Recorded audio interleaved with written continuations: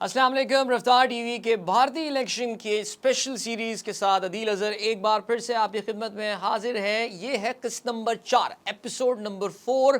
اب تک ہم اپنی سیریز میں بھارت کے الیکشن کے خط و خال کے حوالے سے بات کر چکے ہیں، تھوڑی سی ہم نے ہسٹری پہ بھی نظر ڈالی۔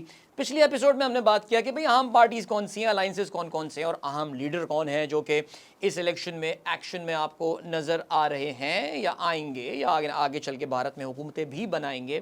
لیکن آج کی ایپیسوڈ جو ہے وہ تھوڑی سی ذرا میں کہوں گا کہ کمپریہنسو ایپیسوڈ ہونے کے ساتھ ساتھ اس میں ہم ضرور یہ کچھ بڑے اہم اور پریسنگ ایشوز کے حوالے سے بات کریں گے۔ آپ ایک بھارتی ووٹر ہیں اور ظاہر ہے ہم شور انڈینز بھی ہمارا یہ پروگرام دیکھ رہے ہوں گے۔ انڈین ووٹر جو ہے اس کے ذہن میں کیا چیزیں چل رہی ہوں گی جب وہ ووٹ دینے جا رہا ہوگا۔ پچھلی ایپیسوڈ میں نے آپ کو یہ بتایا تھا کہ نریندر مودی صاحب یا ان کی پارٹی کے باقی لیڈران بی جے پی کے الیکشن سے پہلے کافی کانفیڈنٹ ساؤنڈ کر رہے تھے، بلکہ ان کا جو الیکٹورل الائنس ہے جس کو این ڈی اے کہا جاتا ہے، we talked about it in the last episode, وہ تو کہہ رہی ہیں جی اب کے بار 400 پار۔ تو دیکھتے ہیں جی وہ 400 کر پاتے ہیں یا نہیں، لیکن جیسے جیسے وقت گزرتا جا رہا ہے لگ یہ رہا ہے کہ سچویشن کوئی اتنی بھی آسان نہیں ہوگی مودی صاحب کے لیے۔ آئی مین کمپٹیشن اسٹل دیئر، ایسے ایسے پریسنگ ایشوز ہیں انڈیا کے کہ جو کہ لوگوں کو مجبور کر سکتے ہیں اس بار پارٹی سوئچ کرنے کو، یعنی کسی اور پارٹی کو ووٹ دینے کو۔ اپریل کے شروع کی بات ہے، اپریل 2024 کے شروع کی بات ہے کہ برطانیہ کا ایک نیوز پیپر، بڑا مشہور نیوز پیپر جس کا نام فائنینشیل ٹائمز ہے، اس نے اپنی ایک ہیڈ لائن بنائی تھی اور وہ یہ تھی: "the mother of democracy is not in good shape". Bharat کو انہوں نے مدر آف ڈیموکریسی کہا بیکاز ظاہر اس میں کوئی شک نہیں ہے 1.4 ارب لوگوں کا ملک، تقریباً 1 ارب لوگ جو ہیں وہ اس الیکٹورل پروسیس میں ووٹ دینے کے اہل ہیں، وہاں پہ ڈیموکریسی اچھے شیپ میں نہیں ہے۔ آگے فائنینشیل ٹائمز کا یہ لکھنا تھا: "The BJP's muscular Hindu nationalism has eroded India's tradition of secular democracy"۔ اس لائن میں ہی میرے خیال سے اس الیکشن کے بھارت کے 2 سب سے بڑے ایشوز پوشیدہ ہیں، پوشیدہ بھی نہیں ہیں بلکہ کافی ظاہر ہیں۔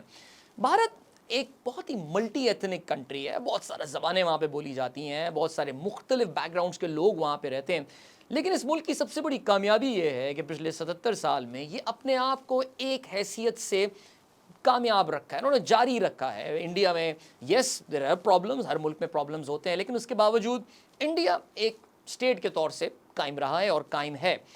اس کی 2 بنیادی وجوہات کہی جا سکتی ہیں، ایک اس کا مین پلر ہے ڈیموکریسی یعنی جمہوریت، اور دوسرا ان کا پلر رہا ہے سیکولرزم۔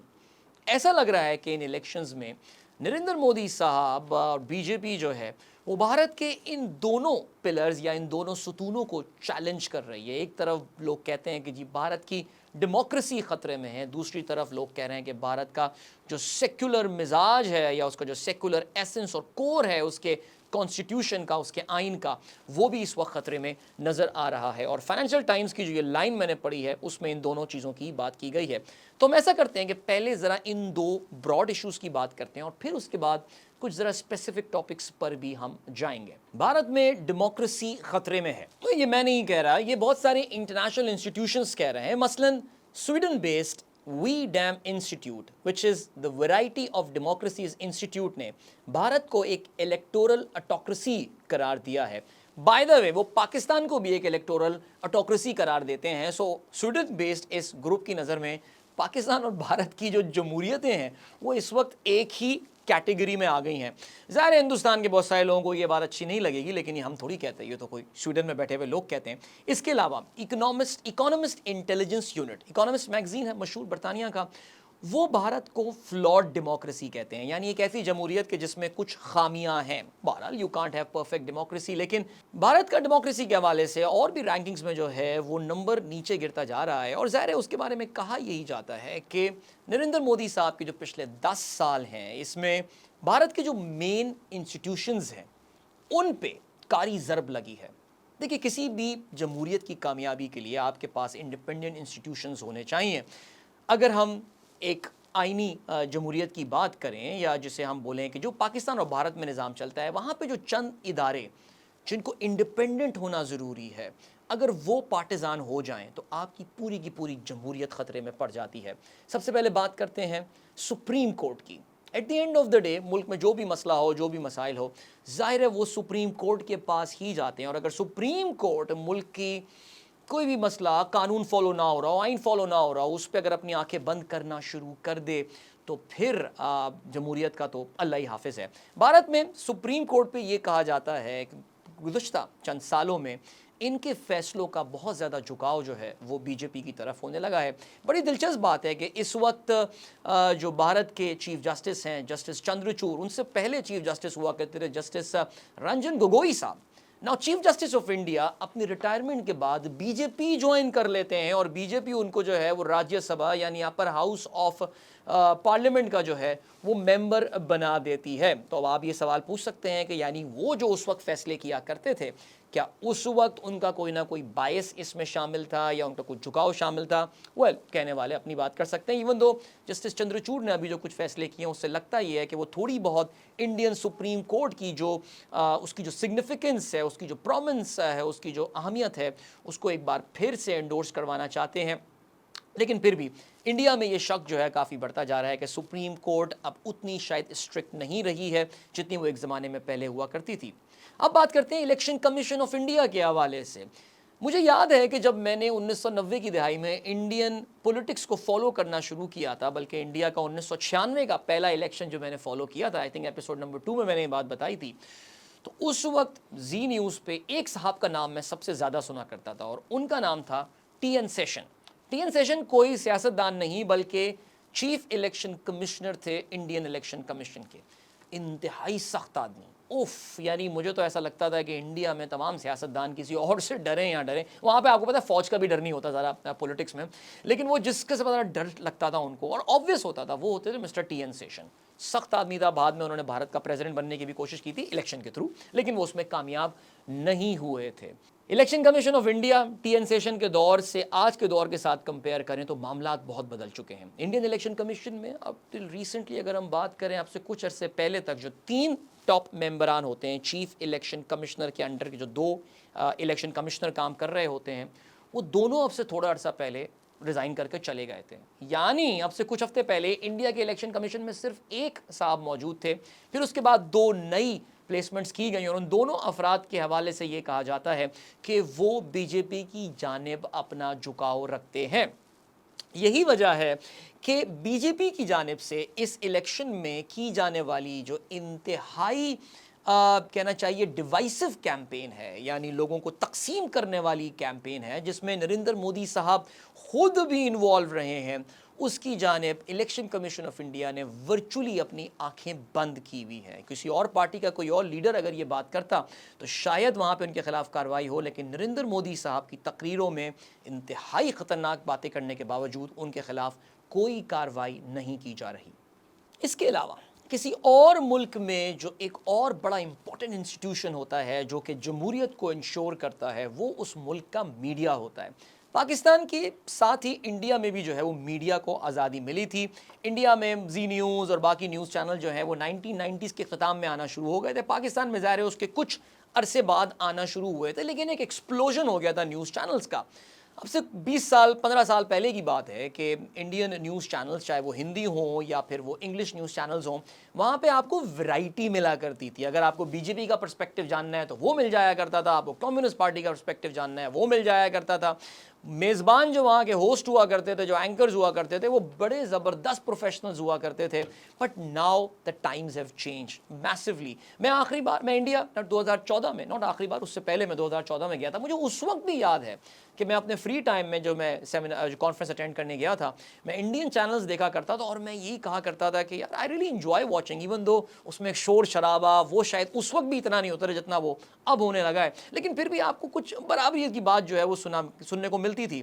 لیکن ناؤ تھنگز ہیو چینج. اس وقت انڈین میڈیا, اور جہاں میں انڈین میڈیا کی بات کر رہا ہوں, I am mostly talking about northern India کے میڈیا کے, بیکاز سدرن انڈیا جو ان کی ریجنل لینگویجز تامل ہوئی, کنڑا ہوئی, تیلگو ہوئی, اس کے علاوہ یہ ان کی جو اپنے ریجنل چینلز ہوں گے, شاید وہاں پہ ابھی بھی دوسرا طرف کا پرسپیکٹیو آپ کو سننے کو ملتا ہوگا. لیکن کم از کم جو ناردرن انڈیا کے چینلز اور وہاں کے زیادہ تر جو انگلش اسپیکنگ چینل ہیں, وہاں پہ اب آپ کو ایک ہی طرف کا بیانیہ جو ہے وہ سننے کو ملتا ہے.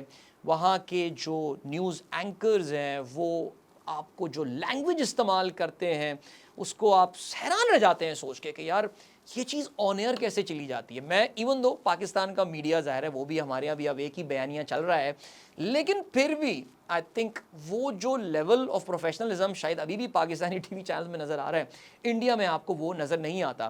لے دے کہ انڈیا میں صرف ایک چینل بچا تھا جو کہ تھوڑا سا نیوٹرل پرسپیکٹو دیا کرتا تھا, یا کم از کم اپوزیشن پارٹیز کو جو ہے وہ کچھ جگہ ضرور دیا کرتا تھا, وہ تھا این ڈی ٹی وی. اور این ڈی ٹی وی بھی اب سے تھوڑا عرصہ پہلے نریندر مودی کے ایک بہت ہی قریبی بزنس مین گوتم اڈانی نے جو ہے وہ خرید لیا تھا, اور اس چینل کے بھی جو کچھ بڑے بڑے اینکرز تھے مثلا رویش کمار, وہ بھی اس چینل کو چھوڑ کے چلے گئے اور اب سب جو ہے وہ یوٹیوب چینلز اپنے وہاں پر چلا رہے ہیں. So Indian media has become extremely partisan, انتہائی یک طرفہ کوریج ہو گئی ہے.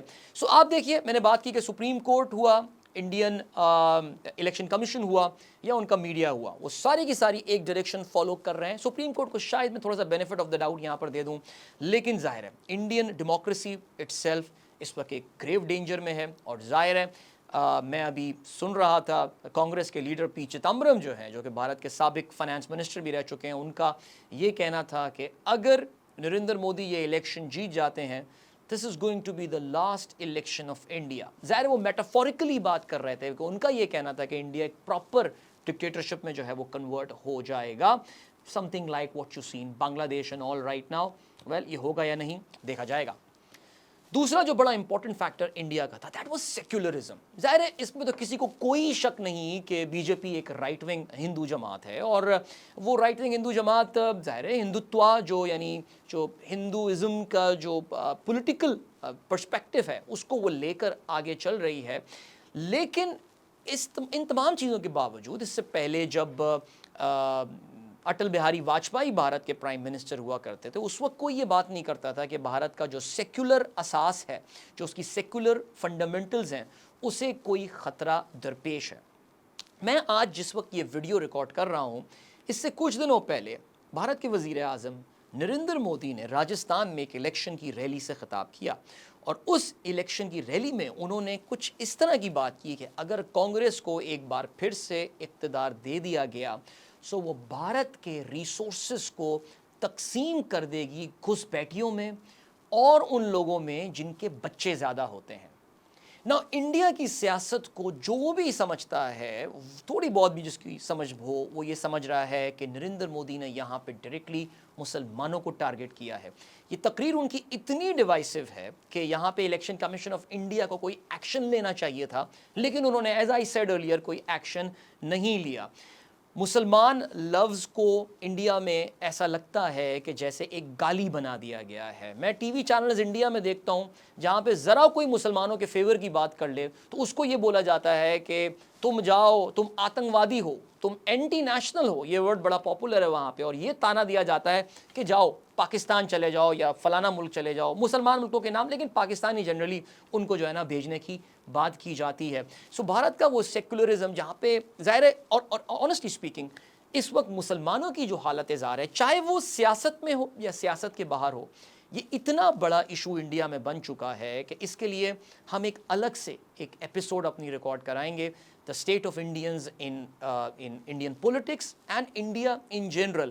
لیکن بہرحال اب مسلمان وہاں پہ واقعی اس وجہ سے پریشان, بلکہ میں صرف مسلمان یہاں پہ نہیں بولوں گا, انڈیا کی جو باقی مائنورٹیز ہیں وہ بھی کافی زیادہ پریشان ہیں کہ گزرتے وقت کے ساتھ ساتھ ان کا جو مسکولر ہندوازم یا مسکولر ہندوتوا کی جو فلسفی ہے وہ بڑھتی جا رہی ہے.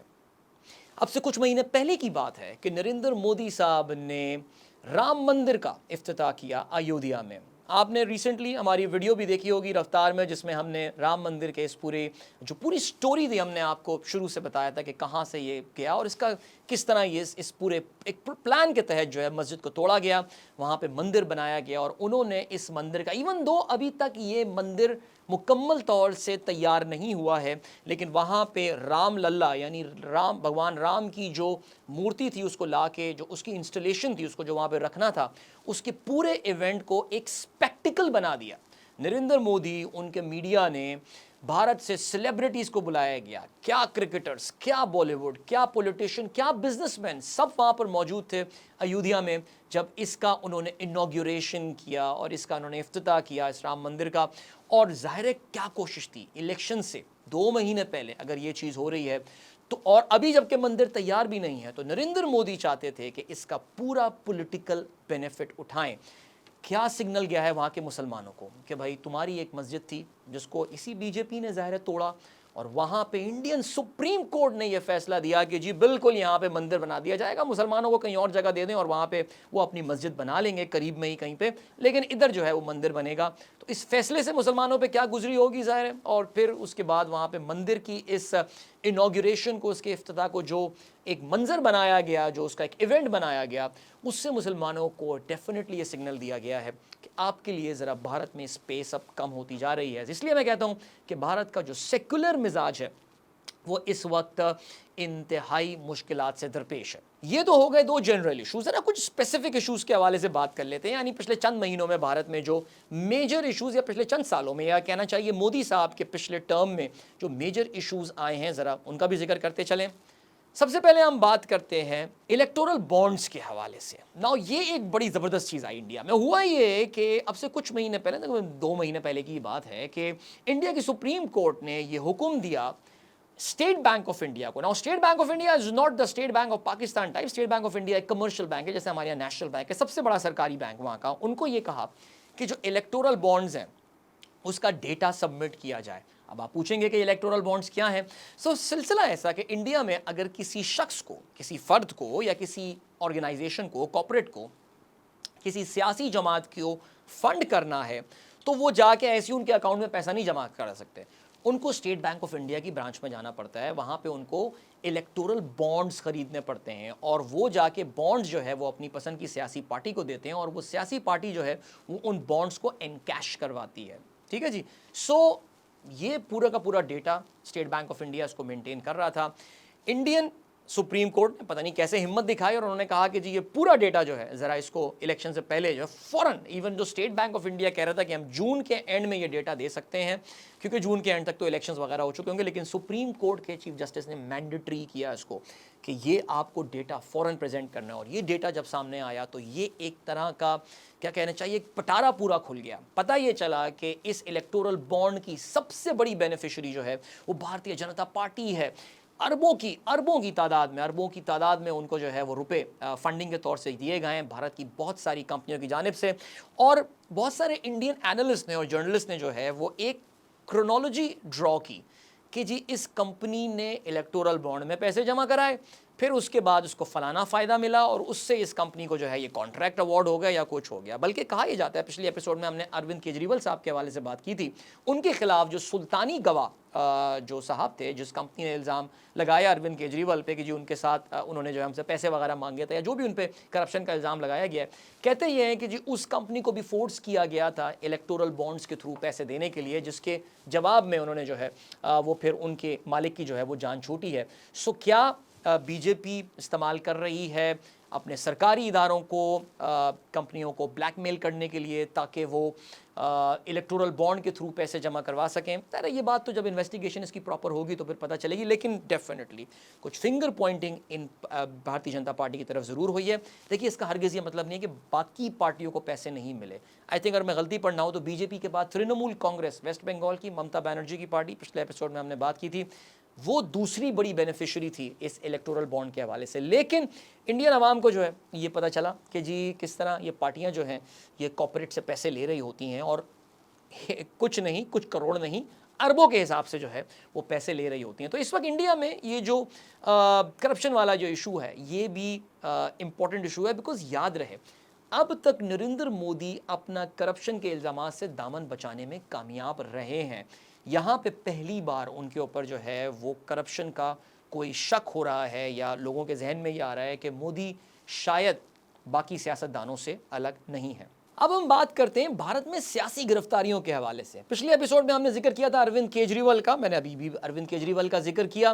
केजरीवाल साहब चीफ मिनिस्टर हैं दिल्ली के, और उनको चीफ मिनिस्टर होते हुए भी गिरफ्तार किया गया। भारत में एक बहुत ही यूनिक सी ये बात हुई थी कि जी पुलिस जाती है اور وہ ایک چیف منسٹر کو جا کے اریسٹ کر لیتی ہے. اروند کیجریوال صاحب کا آپ جانتے ہیں تعلق عام آدمی پارٹی سے ہے, اور یہ عام آدمی پارٹی اس کا آغاز ہی, ان کی جو پوری سٹرگل تھی وہ تو کرپشن کے خلاف ہی تھی, اور یہاں پہ ان کو اروند کیجریوال کو ایک کرپشن کے الزام میں جو ہے پھنسایا گیا. کہتے یہ ہیں کہ جی جب ڈی ریگولیشن ہوئی تھی لیکر سیل یعنی شراب کی سیل کے حوالے سے دلی میں, تو اروند کیجریوال نے کچھ ذاتی فائدہ اٹھانے کی کوشش کی تھی, اور کچھ کمپنیوں سے انہوں نے جو ہے وہ پیسے وغیرہ لیے تھے. ایک کمپنی کے تھوڑی دیر پہلے میں نے آپ کو بتایا ایک اونر جو تھے وہ سلطانی گواہ بھی بن گئے تھے, بعد میں اس کمپنی نے بڑی فنڈنگ بھی کی ہے بی جے پی کی.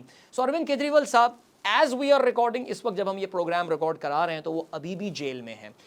اروند کیجریوال کو پہلے چیف منسٹر نہیں ہیں یا بی جے پی مخالف چیف منسٹر نہیں ہیں جن کو اریسٹ کیا گیا. اس سے کچھ دنوں پہلے جھارکھنڈ جو کہ بھارت کی ایک ریاست ہے, اس کے جو چیف منسٹر ہیمنت سورین تھے ان کو بھی گرفتار کیا گیا, اور ان پہ بھی جو ہے وہ کرپشن کے الزامات لگائے گئے. الزام کیا لگ رہا ہے مودی صاحب پہ؟ مودی صاحب پہ الزام یہ لگ رہا ہے کہ بھارت کے, جیسے ہم نے اگر آپ کو یاد ہو آپ سے تھوڑی دیر پہلے بات کی تھی کہ نریندر مودی صاحب بھارت کے جو فیڈرل انسٹیٹیوشنز ہیں ان کو کچھ داغدار سا کر رہے ہیں. تو بھارت میں دو بہت امپورٹنٹ ادارے ہیں, ایک ہے انفورسمنٹ ڈائریکٹوریٹ ای ڈی جس کو کہا جاتا ہے, اور اس کے علاوہ دوسرا ہے C B I which is the central bureau of investigation.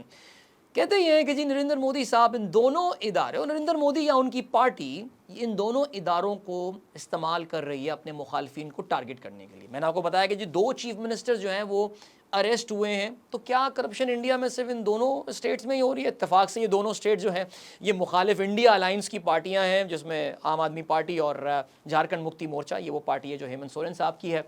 باقی 18 ریاستیں جہاں پہ این ڈی اے کی سرکار ہے یا این ڈی اے الائنس یا بی جے پی کی ایفیلیٹڈ سرکار ہے, کیا وہاں پہ کرپشن نہیں ہے؟ تو جس طرح پاکستان میں آپ جانتے ہیں کہ ہمارے یہاں نیب اور ایف آئی اے انتہائی سیاسی ادارے بن چکے ہیں, تو انڈیا میں بھی ابھی الزام لگایا جا رہا ہے کہ ای ڈی اور سی بی آئی کو جو ہے وہ بہت زیادہ سیاسی مقاصد کو فلفل کرنے کے لیے استعمال کیا جا رہا ہے. بھائی اب یہ تو پھر پاکستان والی بات ہوئی نا, اگر اب انڈیا ہے تو ان کی ڈیموکریسی اتنی میچور ہے تو وہاں پہ تو ایسا نہیں ہونا چاہیے, لیکن بہرحال ایسا ہو رہا ہے. سو یہ بھی اپنے پولیٹیکل رائیولز کو دبانے کے لیے جو ہے اس چیز کو استعمال کیا جا رہا ہے. ارے ہاں, اس سے پہلے کہ میں بھول جاتا, راہل گاندھی صاحب ان کی بھی جو لوک سبھا کی سیٹ تھی, اگر آپ کو میں بتاتا چلوں کہ اب سے کچھ مہینے پہلے ان کو بھی اسے سسپینڈ کر دیا گیا تھا. اور کیوں سسپینڈ کر دیا؟ ان کی لوک سبھا کی سیٹ ختم کر دی گئی تھی.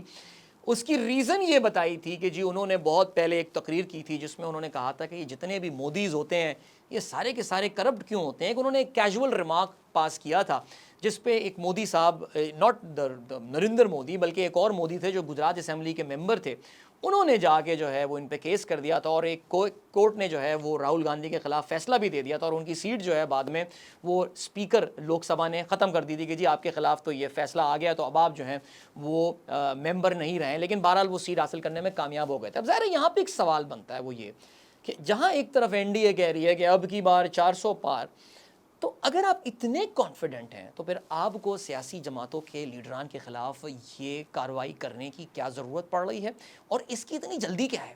بھائی تھوڑا انتظار کر لیتے, تھوڑا انتظار کر لیں, تھوڑے عرصے میں الیکشن ختم ہو جائیں گے, آپ جو ہے وہ یہ کرتے رہیے گا. لیکن بہرحال جی لوگوں کے ذہن میں تو یہ سوال ہے, اور یہ بھی الیکشن میں ایک اہم مدعا ہو سکتا ہے.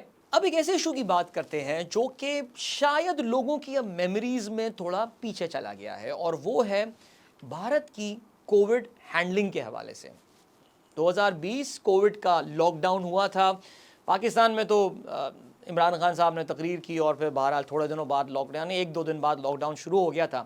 انڈیا میں بڑا تماشا ہوا تھا, اگر آپ کو یاد ہو, لوگ برتن لے کے باہر نکل آئے تھے, وہ ٹن ٹن ٹن اپنی بیلکنیز میں بجا رہے تھے. وہ ایک کلپ بڑا مشہور ہوا تھا, ایک خاتون جو ہے وہ گو کرونا گو ناچ رہی تھیں اور تھالی جو ہے وہ پیٹ رہی تھیں.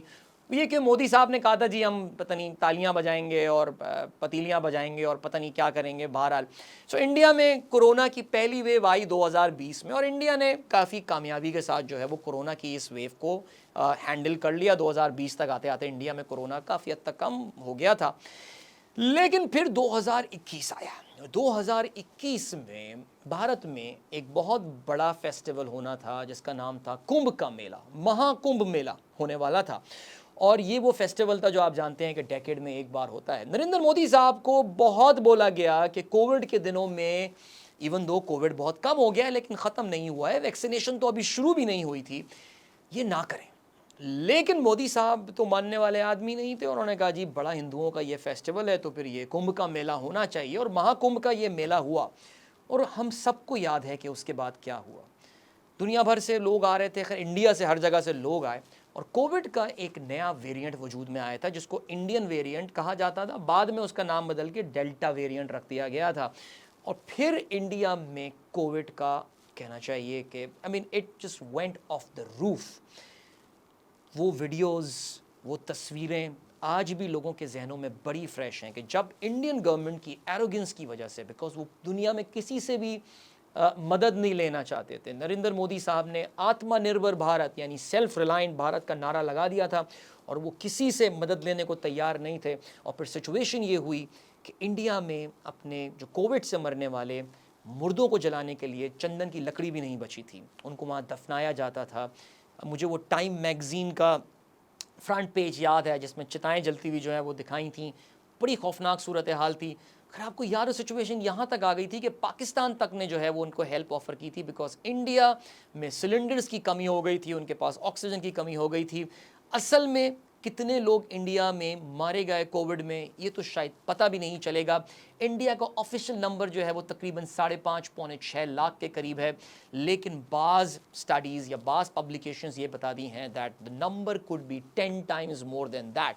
एक बहुत बड़ी नाकामी थी ये नरेंद्र मोदी की, उनकी गवर्नमेंट की, उनका पूरा का पूरा कॉन्फिडेंस बैठ जाना चाहिए था। लेकिन फिर यहाँ पे आता है जी इंडियन मीडिया पे इस पे बातचीत ही नहीं होती थी, कोई जिक्र ही नहीं होता था। और ऐसा लग रहा है मुझे कि इस वक्त इंडियन वोटर्स के जहन में, देखिए मैं डीमोनेटाइजेशन की तो बात ही नहीं कर रहा, वो तो खैर बहुत पुरानी कहानी होगी, वो तो पिछले इलेक्शन में उनको जो वोट देना था वो उस वक्त उन्हें सोचना चाहिए था कि किस मुसीबत से इंडियंस गुजरे डीमोनेटाइजेशन में।